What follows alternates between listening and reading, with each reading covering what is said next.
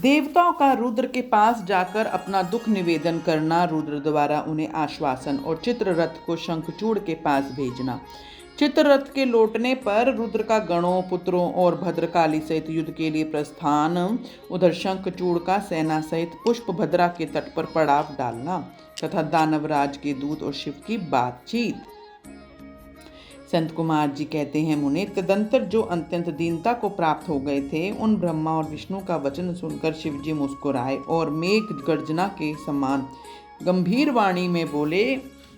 शिवजी ने कहा, हे हरे, हे ब्राह्मण, तुम लोग शंखचूड़ द्वारा उत्पन्न हुए भय को सर्वथा त्याग दो। निसंदेह तुम्हारा कल्याण होगा। मैं शंखचूड़ का सारा वृतांत यथार्थ रूप से जानता हूँ। यह पूर्व जन्म में एक गोप था जो ऐश्वर्यशाली भगवान श्री कृष्ण का भक्त था। उसका नाम सुदामा था।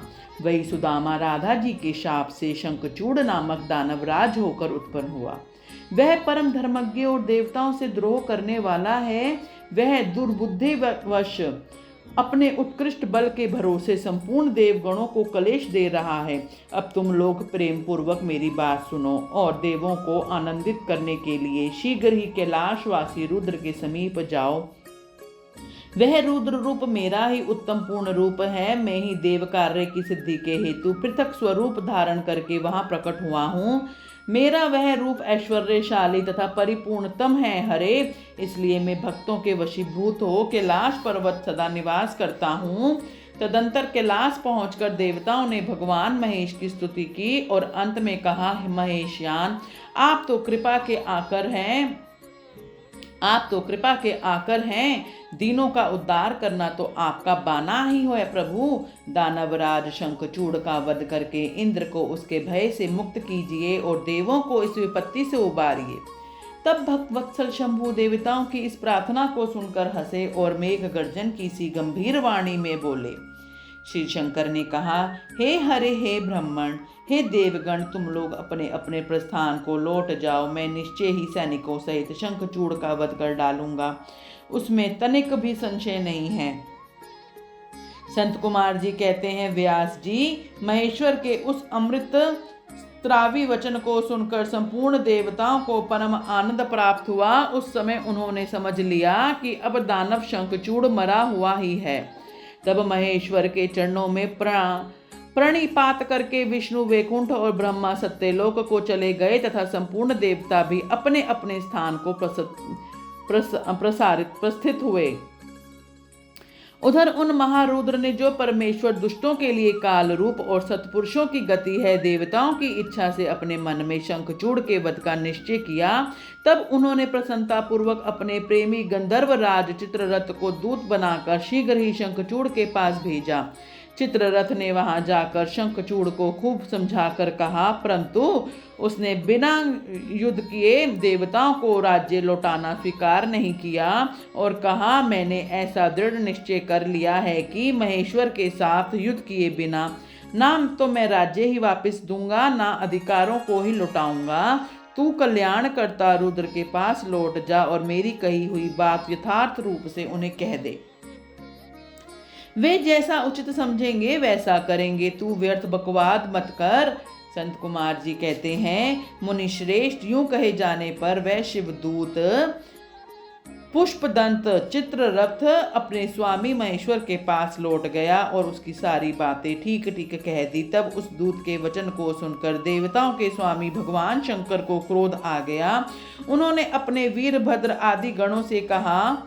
रुद्र बोले, हे वीरभद्र, हे नंदन क्षेत्रपाल, आठों भैरव में आज शीघ्र ही शंखचूड़ का वध करने में निमित्त चलता हूँ। अतः मेरी आज्ञा से मेरे बलशाली गण आयुधों से लैस होकर तैयार हो जाएं और अभी अभी कुमार स्वामी कार्तिक और गणेश के साथ रण यात्रा करें। भद्रकाली भी अपनी सेना के साथ युद्ध के लिए प्रस्थान करें।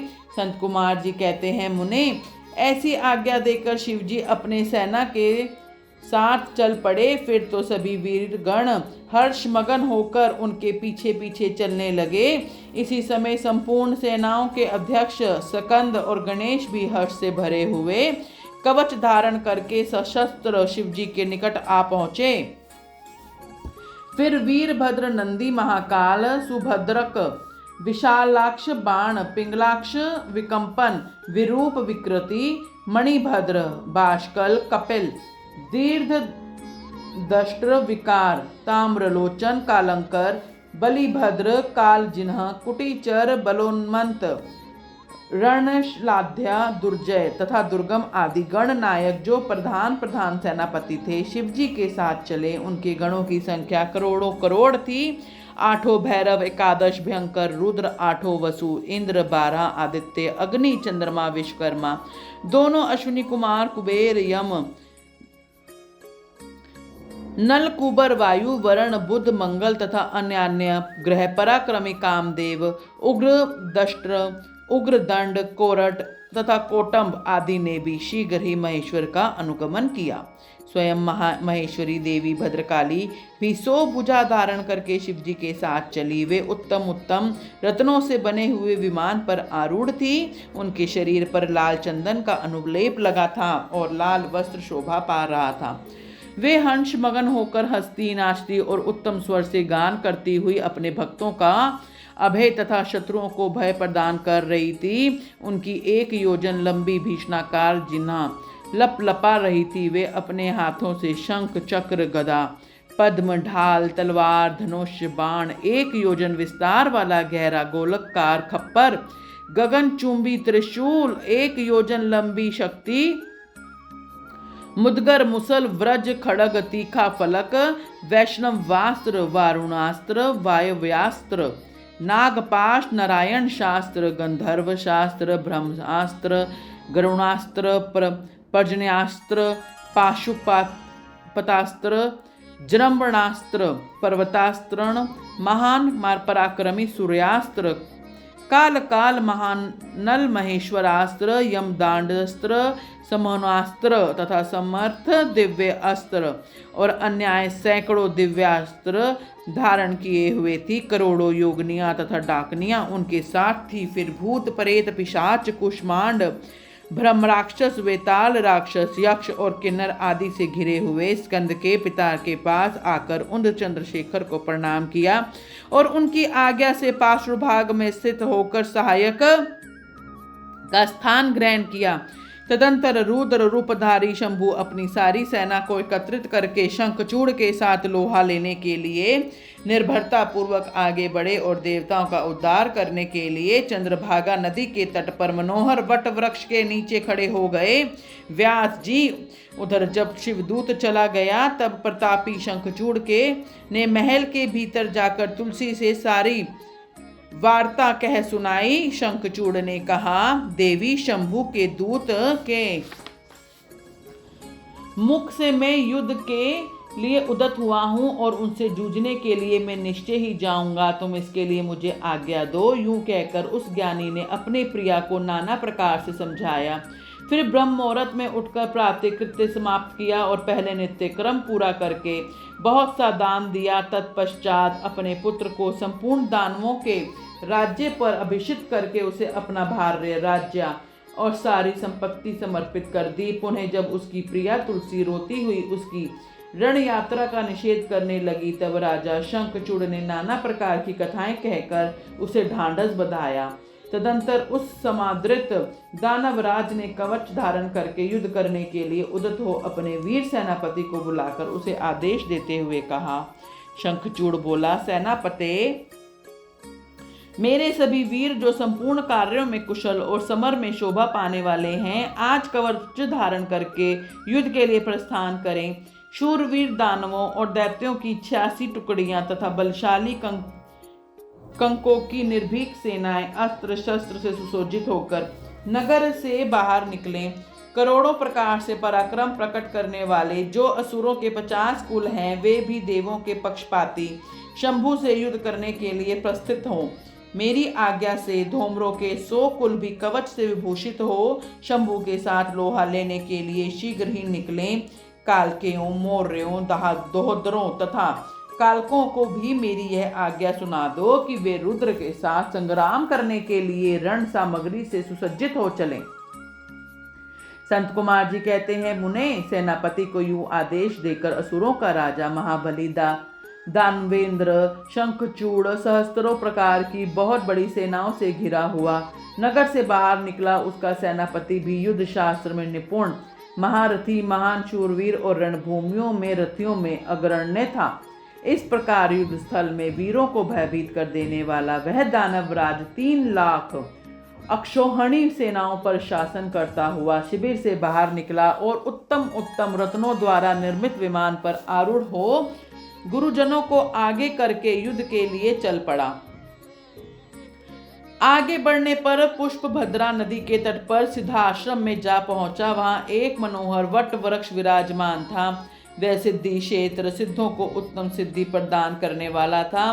पुण्य क्षेत्र भारत में वह कपिल का तप स्थान कहलाता था। वह भूभाग पश्चिम समुद्र से पूर्व, मल्ले पर्वत से पश्चिम, त्रिशैल से उत्तर और गंधमादन से दक्षिण था।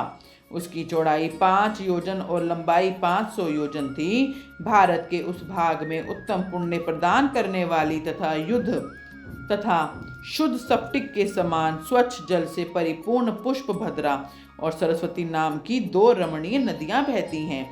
सदा सौभाग्य से संयुक्त रहने वाली लवण सागर की प्रिया भार्या पुष्पभद्रा सरस्वती के साथ हिमालय से निकली हैं और गोमंत पर्वत को बाएं करके पश्चिम समुद्र में जा मिली।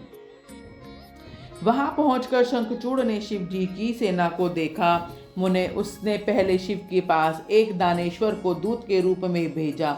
उसने शिव जी से युद्ध न करने के लिए कहा और शिव जी ने उसे देवताओं को राज्य लौटा देने की बात कही।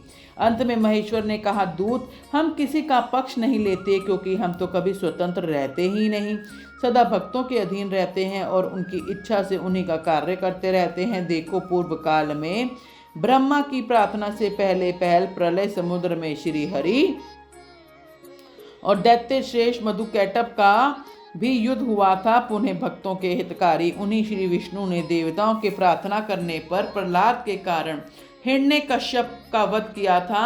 तुमने यह भी सुना होगा कि पहले जो मैंने त्रिपुरों के साथ युद्ध करके उन्हें भस्म कर डाला था, वह भी देवी की प्रार्थना पर ही हुआ था। पूर्व काल में सर्वेश्वरी जग जननी का जो शुभ आदि के साथ युद्ध हुआ था और जिसमें उन्होंने उन दैत्यों का वध कर डाला था, वह भी देवताओं के प्रार्थना करने पर ही घटित हुआ था। वे भी सभी देवगण आज भी ब्रह्मा के शरणागत हुए थे। तब वे उन देवताओं और श्री हरि के साथ मेरी शरण में आए थे। दूत, इस प्रकार ब्राह्मण, विष्णु और देवताओं देवगणों की प्रार्थना के वशीभूत हो देवों का अधीश्वर होने के कारण मैं भी युद्ध के लिए आया हूँ। तुम भी जो महात्मा श्री कृष्ण के श्रेष्ठ पार्षद हो, अब तक जो दैत्य मारे गए हैं उनमें से कोई भी तुम्हारी समानता नहीं कर सकता। इसलिए राजन, देव कार्य की सिद्धि के लिए तुम्हारे साथ युद्ध करने में मुझे कौन सी बड़ी लज्जा होगी, अर्थात कुछ नहीं, क्योंकि मैं ईश्वर हूँ और देवताओं ने मुझे विनय पूर्वक भेजा है। अतः तुम जाओ और शंखचूड़ से मेरी बात कह दो, वह जैसा उचित समझेगा वैसा करेगा। मुझे तो देवताओं का कार्य करना ही है। यूं कहकर कल्याण करता महेश्वर चुप हो गए। तब शंखचूड़ का वह दूत उठा और उसके पास चल दिया। बोलो हर हर महादेव।